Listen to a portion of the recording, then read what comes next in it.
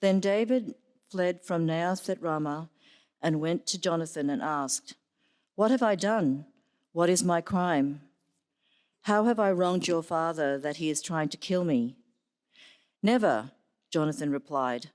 "You are not going to die. Look, my father doesn't do anything great or small without letting me know. Why would he hide this from me? It isn't so." But David took an oath and said, "Your father knows very well that I have found favor in your eyes," and he has said to himself, "Jonathan must not know this, or he will be grieved.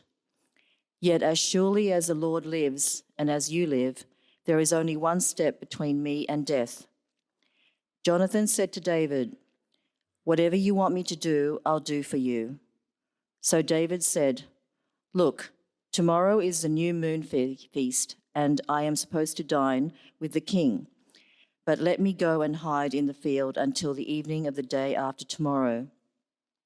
If your father misses me at all, tell him, David earnestly asked me my permission to hurry to Bethlehem, his hometown, because an annual sacrifice is being made there for his whole clan. If he says, 'Very well,' then your servant is safe. But if he loses his temper, you can be sure that he is determined to harm me. As for you, show kindness to your servant, for you have brought him into a covenant with you before the Lord. If I am guilty, then kill me yourself. Why hand me over to your father?" "Never," Jonathan said. "If I had the least inkling that my father was determined to harm you, wouldn't I tell you?" David asked, "Who will tell me if your father answers you harshly?" "Come," Jonathan said, "let's go out into the field." So they went there together. Then Jonathan said to David, "I swear by the Lord, the God of Israel, that I will surely sound out my father by this time the day after tomorrow.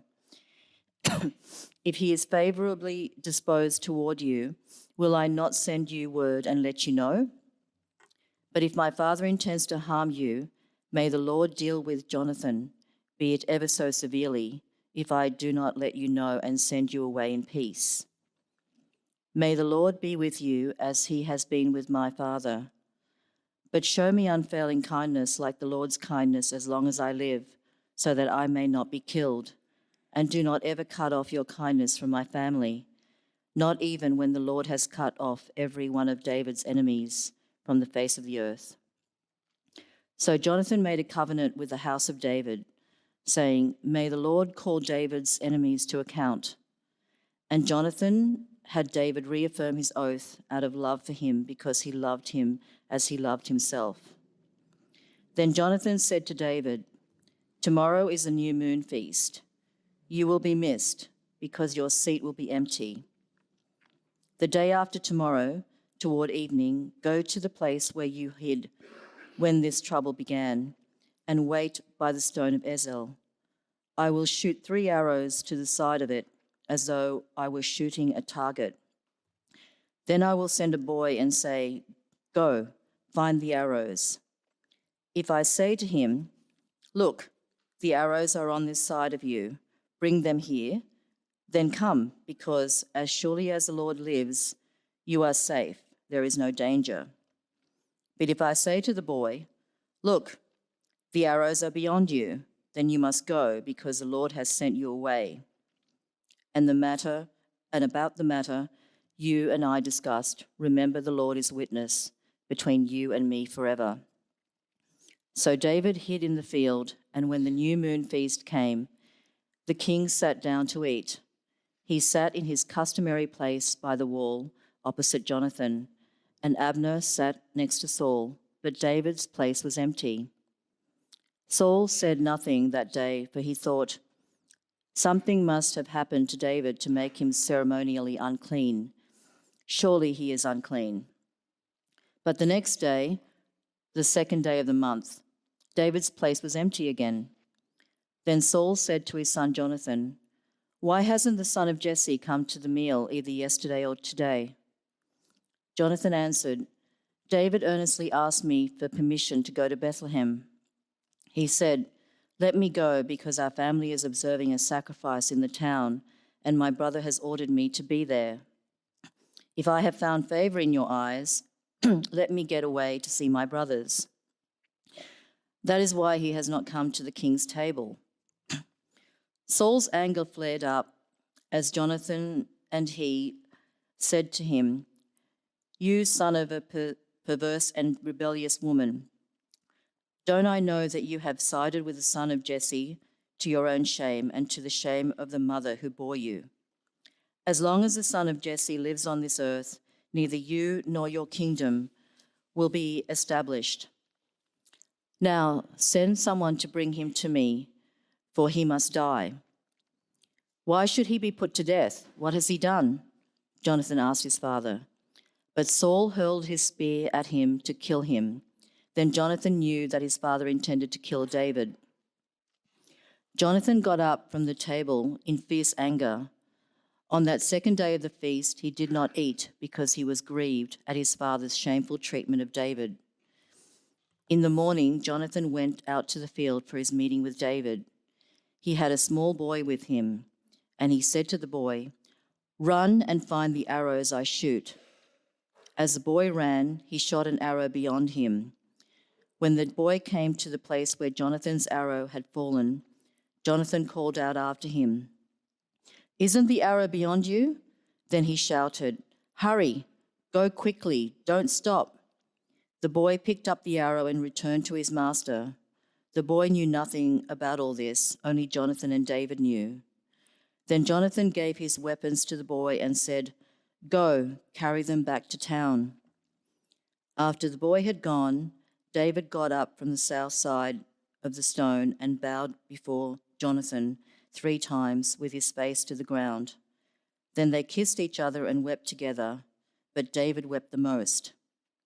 Jonathan said to David, "Go in peace, for we have sworn friendship with each other in the name of the Lord, saying, 'The Lord is witness between you and me, and between your descendants and my descendants forever.'"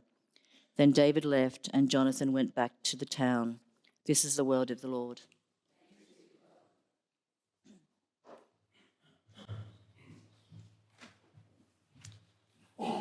Thanks, Marianne. Cracker of a passage. Now, I wonder how you go at maintaining friendships. Maybe you've had friends many years ago back in school, maybe at uni, maybe in your workplace, who you were close to when you saw each other every day. But then life changed. Maybe school or uni finished, maybe you changed roles, maybe you changed workplaces, and you lost touch. The friendship changed. Maybe you've had a similar experience with extended family, or with neighbours, with people at church. You're friendly and you try to listen and learn and look out for each other when you see each other, when it's easy to get together. But then life changes. When you or they might move to a new area, you lose touch. Things get busy. Now, there's nothing bad about this. We've got limited capacities, limited time and energy. We can't be close friends with everyone. But I also think that for myself, when life has changed, I've overestimated the friendships that I can keep up. In all sincerity, I'll tell people I'll keep in touch with you, but my optimism doesn't fit with the reality of life. And I don't follow through as well as I'd like with the intentionality or regularity that I thought I would at the time. I wonder if something like that has ever happened to you. The focus in our passage today is a friendship, the friendship between Jonathan and David. And what we see is them continuing in their friendship to each other despite significant challenge and change. Now, we've seen both David and Jonathan in action over the past few chapters of 1 Samuel. We've seen several similarities between them. Both Jonathan and David have been used by God to rescue his people from their enemies. They've both been included in the royal family, Jonathan by birth, being the son of Saul, the king of Israel, and David by marriage to Michal, Saul's daughter. But at the start of our passage today, we find one big difference between David and Jonathan. It's a difference in the way they view Saul, the way they view the threat against David from Saul. This is verse 1. Then David fled from Naioth at Ramah and went to Jonathan and asked, "What have I done? What is my crime? How have I wronged your father that he is trying to kill me?" Now, these verses remind us what we saw last week, just how desperate David is at this point. David, we remember, has been the rising star in Israel. He's the all-conquering general. He's the hero of the pop anthems. He's the winner of the popularity contests. And privately, he's also the king who God has chosen to rule Israel instead of Saul. And as Saul has seen David's rise to popularity and power, Saul has seen David as a threat. To the point where over the last couple of chapters, we've seen Saul making several subtle and not so subtle attempts to kill David, to have him captured, then killed. In Saul's eyes, David isn't Israel's champion. He's Israel's most wanted. And after these attempts on David's life, who does David turn to? Jonathan, Saul's son, the heir to his father's throne, the man who will be king of Israel. Now, in terms of his status, Jonathan is a bit of a surprising person to turn to. But based on what we've seen in 1 Samuel, Jonathan's also the most likely person for David to turn to. Because Jonathan is the man who's made promises to David, who's demonstrated his friendship, his loyalty, his allegiance. But notice how Jonathan sees the situation between David and Saul. As David asks, "How have I wronged your father that he is trying to kill me?" Jonathan replies in verse 2, "Never. You are not going to die. Look, my father doesn't do anything great or small without letting me know. Why would he hide this from me? It isn't so." Now, when we hear this reply, we might think that Jonathan's just being a little naive. Maybe he's been under a rock for a couple of chapters. But Jonathan's got good reason to believe that David's life isn't in danger. The last time we saw Saul and Jonathan together, Saul had ordered Jonathan to kill David. But then Jonathan confronted Saul about it, and they had a bit of a chat. Jonathan established with Saul that David hadn't done anything wrong, anything to deserve death. And Saul backed down. In chapter 19, verse 6, Saul listened to Jonathan and took this oath: "As surely as the Lord lives, David will not be put to death." And then Jonathan called David, told him what had happened, brought David to Saul, brought them back together, and brought relationships between them to peace. And so what Jonathan saw then is the last thing that he's seen. But it's a long way from what David is now describing. It's a big, shocking step to go from seeing Saul as a relatable, reliable father to seeing him as a relentless executioner. But this is the step that David himself has had to take as he makes this oath to Jonathan in chapter 20, verse 3. "Yet as surely as the Lord lives and as you live, there is only a step between me and death." And as our passage unfolds, Jonathan starts to see things as they really are. That David is in danger and needs to flee from his father Saul.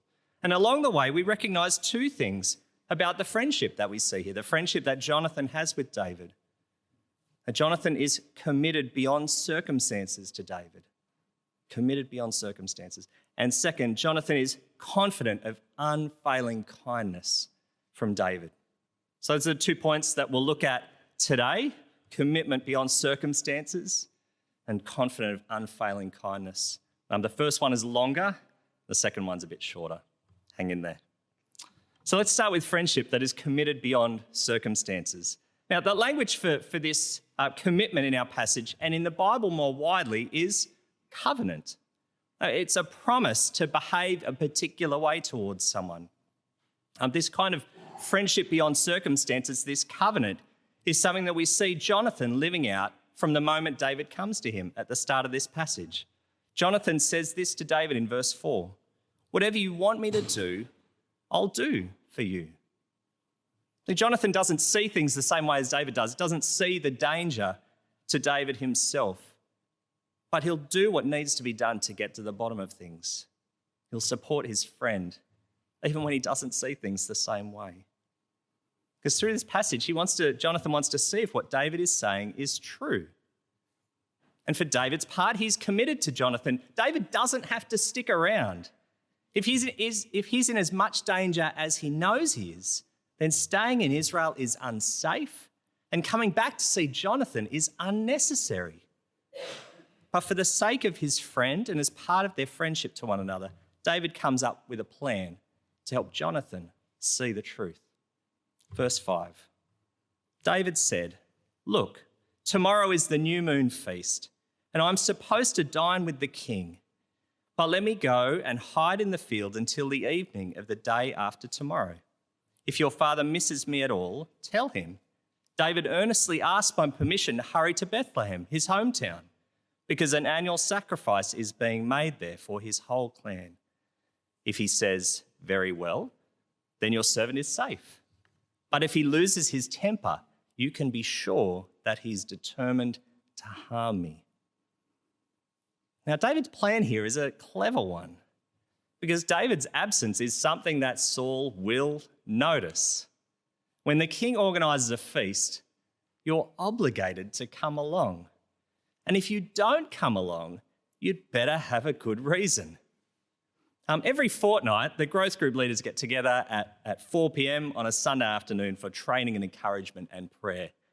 And I'm telling you this because last Sunday, guess who rolled in 15 minutes late?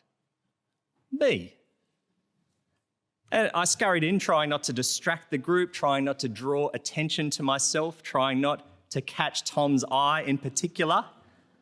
But later on, he asked me why I was late. You want to know why? I'd been napping at home. Now, I know that growth group leaders meetings are very important. I'm sure that after going through that embarrassment, after sharing that with you, I'll be on time, probably forever. But how much more important would it be to be present and on time for a royal feast? And if you aren't present at a royal feast, what kind of reason would you need to have to satisfy the king? What would need to be written on your note? Well, it probably isn't the reason that David suggests to Jonathan. The reason that Jonathan is going to give is that David has gone back to his family in Bethlehem for an annual sacrifice. And this is a controversial reason, because back in chapter 18, Saul had forbidden David from returning to his family in Bethlehem. That's what it meant for David to be a member of Saul's court. He's been welcomed into Saul's family, and that means leaving behind his own. Don't go back to Bethlehem. And it's also a controversial reason because Jonathan is to say that David asked him for permission to go. And Jonathan is being asked instead of Saul, even though it's Saul's feast, even though Saul's the boss. And so Jonathan is going to be the one who's written and signed the permission note to let David do what his father has forbidden. One thing's for sure, this plan will show Jonathan the truth about Saul's attitude. Because if Saul sees David's absence and hears Jonathan's reason for it, and Saul says, "No worries, that's all good, I hope he has a great time," then David really does have nothing to fear. His life isn't in danger. They're still at peace. But what if David is in danger? Well, as we come to the dinner then, this isn't just a test of Saul's attitude to David, it's also a test of Jonathan's friendship with David. Will it continue to be a commitment beyond circumstances, no matter what happens? It takes us a little while to find out, because as we come to the feast, we see that Saul sits down, sees David's place is empty, but he doesn't say anything. He assumes the best about David, assumes that David has a good reason not to be there on the first day.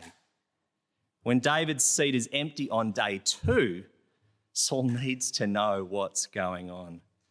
And so just as David had planned, Saul asks Jonathan, and Jonathan answers him, gives the reason, and in an instant, the truth about Saul is seen. And it's like watching a volcano erupt. Verse 30. Saul's anger flared up at Jonathan, and he said to him, "You son of a perverse and rebellious woman, Don't I know that you've sided with the son of Jesse to your own shame and to the shame of the mother who bore you? As long as the son of Jesse lives on this earth, neither you nor your kingdom will be established. Now send someone to bring him to me, for he must die." Jonathan now sees the situation as it really is, and so does Saul. Jonathan has sided with David. He's sided with David by excusing him from his father's dinner, by defying his father's command about Bethlehem, and by signing the permission slip himself. And by siding with David, Jonathan has put his own throne and crown and kingship at risk. A throne and crown and kingship that Saul had worked hard to secure for his son, but that Jonathan's now thrown away in favour of David. This is a huge moment. Now, we've seen this side of Saul before, but can you imagine the shock of this scene for Jonathan? His father hurling abuse at him, verbally disowning him, speaking of Jonathan's betrayal, the shame that he's brought on himself and his family. You can imagine Jonathan's disbelief at the words he was hearing now, knowing the promises that his father had made about not killing David. And you can imagine Jonathan wanting to go back to that moment of Saul's promise, because he asks the same sorts of questions about David in verse 32 as he did back then. He asks, why should he be put to death? What has he done? But his questions are cut short. Verse 33, but Saul hurled his spear at him to kill him. Then Jonathan knew that his father intended to kill David. The truth again is known. Saul is trying to kill David. He has no reason for it. Saul's been given the opportunity to state why David is deserving of death, but instead of reasoning, he hurls a spear, just like he'd done to David already. So what does all this mean for Jonathan? His circumstances have changed. He's seen by Saul as with David. He's facing the same fate as David. What could he do? Well, if Jonathan left David now, his friendship would just be a commitment because of circumstances.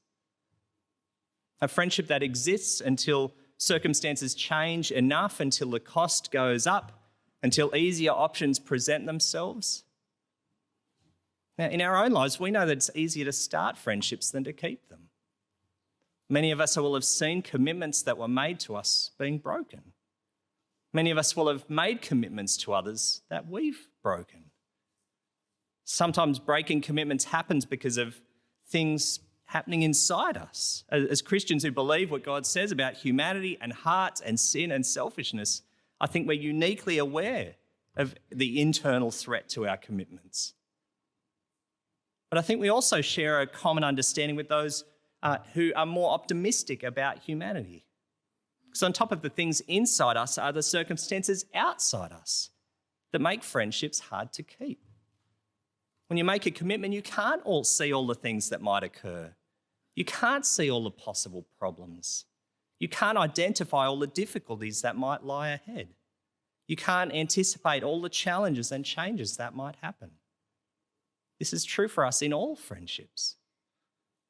It's especially true for us in our friendship with Jesus and our friendships that we have with one another because of him. In Mark chapter 4, Jesus talks about this in his parable about the soils. 2 of the 4 soils represent people who hear the word and receive it with joy. They start well.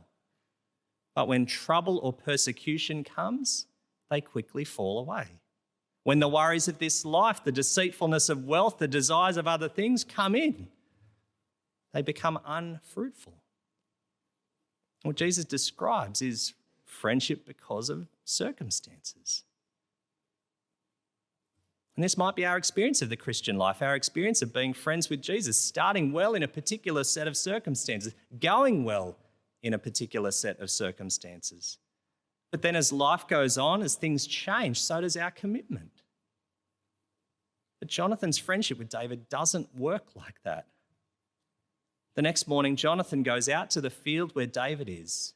He shoots the arrows, says the words to his arrow-retrieving servant, sharing the news with David that Saul intends to kill him. And then Jonathan sends his arrow-retrieving servant back to town so he can be alone with David. And the tears flow between them because this is going to be a parting of the ways. Verse 42, Jonathan said to David, "Go in peace, for we have sworn friendship with each other in the name of the Lord, saying, 'The Lord is witness between you and me, and between your descendants and my descendants forever.'" Even though Jonathan finds himself at war now with Saul, along with David, there is peace here between them.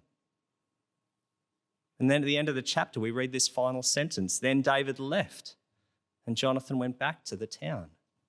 It's such a simple sentence, but describes something that is so painful. A parting that will lead to a painful future for both David and Jonathan. Because in continuing to be committed to David, Jonathan is saying goodbye to the closeness of relationship with his father. He's stepping forward into a life where the palace won't feel like home. We'll have to live constantly in the knowledge that his father is ashamed and angry, constantly in the fear that a spear might come his way. So why does Jonathan do it? Why is he willing to give up the throne, the crown, and the kingdom? Why is he willing to go through this treatment from his father? Why does he continue in his friendship, his commitment to David beyond these circumstances? Even when it costs him the crown, even when David has to flee. And more personally, why would we continue in our friendship with Jesus or with one another as his people beyond our circumstances when things get tough? Well, the answer is our second point. Jonathan does it because he's confident of David's kindness when David becomes king. Come back with me to verse 13. This is what Jonathan says midway through their conversation in the field. Jonathan says, "May the Lord be with you as he has been with my father."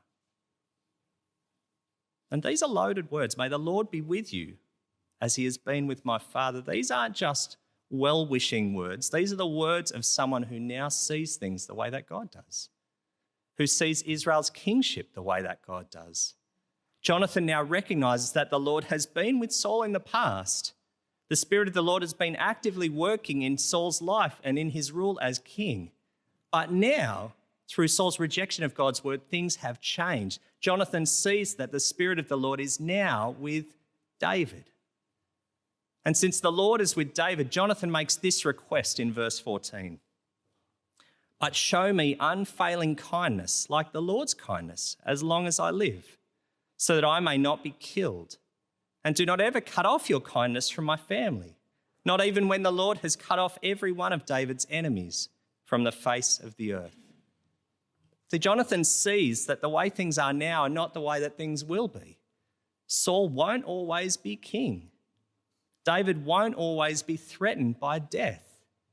No, the day is coming when the boot will be on the other foot. God will show that David is his chosen king. Saul's family will be out of power and David's family will be in power. And God will give David power to deal with his enemies, both foreign and domestic, when that day comes. And every bit of political wisdom says that when someone is made king, then all rivals, anyone with a potential claim to the throne, must be dealt with. The same as what Saul was doing right now with David. And we see this right now as well. It's the same thing that leaders now do. Back then they called it assassination. Now they call it a cabinet reshuffle. But Jonathan, he asks to be treated differently when that day comes. He asks for kindness. Now, the word kind has become quite common in our world, right? We use it interchangeably with nice, because along with nice, like kind is something that everyone can be and should be, even though we don't necessarily know what kind means. And when we see the way kindness is described here in these verses, we know we're dealing with something a bit less common, a bit more specific. we see that this is unfailing kindness, the Lord's kindness, the way that the Lord relates to his covenant with his people. It's the Lord's consistently loving way of seeing his people. It's his consistently gracious way of behaving towards his people, the people who he's chosen to commit himself to be friends with. And we've seen this unfailing kindness in David's friendship with Jonathan, in their love for one another, their grace towards one another, loving one another as themselves.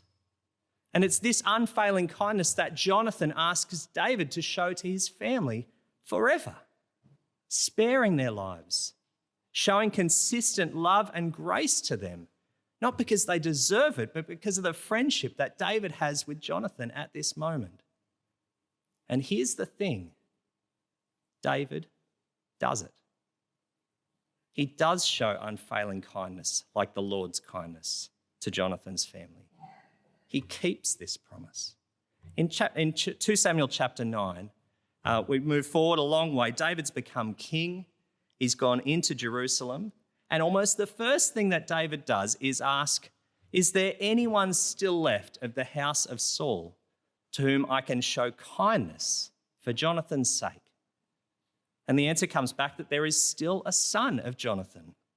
His name is Mephibosheth, and he's lame in both feet. And David brings Mephibosheth to Jerusalem, and David restores to him all of Saul's land, and he gets Saul's former servants to work the land for him. And David invites Mephibosheth to eat at the king's table like one of his own sons for the rest of his life. Now, this picture of Mephibosheth, I'll get it right one of these days. This picture of Mephibosheth receiving the kindness of King David, eating with King David at the king's table, it's a beautiful picture. It's a beautiful picture for us to finish with, because it reflects something of what King Jesus has done for us, of the unfailing kindness that's been extended to us. Not because of what we've done, not because we deserve it, but because of the consistent love and grace of Jesus Christ. Unfailing kindness that sees us invited to his kingly table, not in fear of a spear, but as friends that he's brought near through his death and resurrection for us, so that we can be friends that continue to be committed to Christ beyond circumstances, because we remain confident in his unfailing kindness. And we can be friends that continue to be committed to one another as we recognise and receive and rejoice in this friendship, in the friendship we've been given with one another. Friendship that started and continues because of Christ's unfailing kindness to us, his consistent love and grace to us as God's chosen King. Let me lead us in prayer before we sing. Heavenly Father, we give you humble and heartfelt thanks for all your goodness and kindness to us. We don't presume to come to you trusting in our own righteousness, but in your unfailing kindness. And we pray, give us such a sense of your kindness that our hearts may be truly thankful, that we may praise you not only with our lips, but in our lives, continuing to be committed to you and to one another beyond our circumstances for all our days. Through Jesus Christ our Lord. Amen.